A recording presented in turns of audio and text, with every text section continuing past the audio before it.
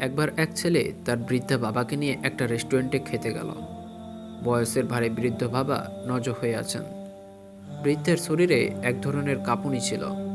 ছেলেটি তার বাবাকে নিয়ে রেস্টুরেন্টের একটা টেবিলে গিয়ে বসল।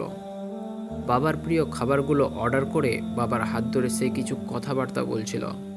যখন খাবার এলো তখন বৃদ্ধ তার কাঁপা কাঁপা হাতে খাবার মুখে তুলে নিচ্ছেন।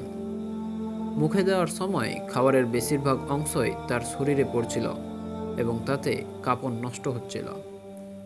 এরকম দামি রেস্টুরেন্টে এসে এই দৃশ্য দেখে আশেপাশের অন্য লোকেরা নাক ছিটকানো শুরু করলো। কিন্তু বৃদ্ধ বাবার প্রতি ছেলের কোনো অভিযোগ অনুযোগ বা আপত্তি নেই।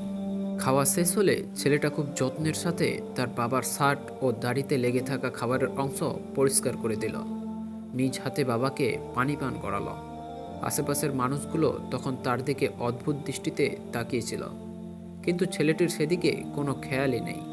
সে যখন বিল পরিশোধ করে বেরোতে যাবে তখন রেস্টুরেন্টে উপস্থিত লোকজনের মধ্য থেকে একজন দাঁড়িয়ে তাকে বলল, মাফ করবেন, আপনি কি কিছু রেখে যাচ্ছেন এখানে?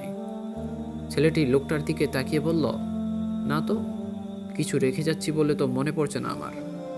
লোকটি বলল, আপনি অবশ্যই কিছু রেখে যাচ্ছেন। আপনি আজ এই রেস্টুরেন্টের প্রতিটি সন্তানের জন্য একটি শিক্ষা রেখে যাচ্ছেন।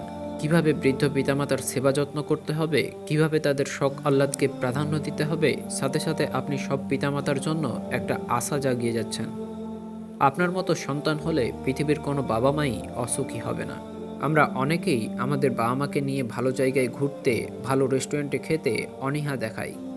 আমরা ভাবি সময়ের ভারে নুইয়ে পড়া আমাদের বাবা মায়ের সেখানে নিলে আমাদের ব্যক্তিত্ব সংকটে পড়বে। অথচ আমরা যখন খুব ছোট্ট ছিলাম, কারণে অকারণে যেখানে সেখানে কান্না শুরু করে দিতাম, তখন আমাদের বাবা মা আমাদের নিয়ে কোথাও যেতে, কোথাও খেতে মোটেও অনীহা দেখাননি। তারা একটিবারের জন্য ভাবেননি যে আমাদের জন্য তাদের ব্যক্তিত্ব সংকটে পড়ে যাবে। অথচ কি অদ্ভুত আচরণটাই না পান তারা আমাদের থেকে।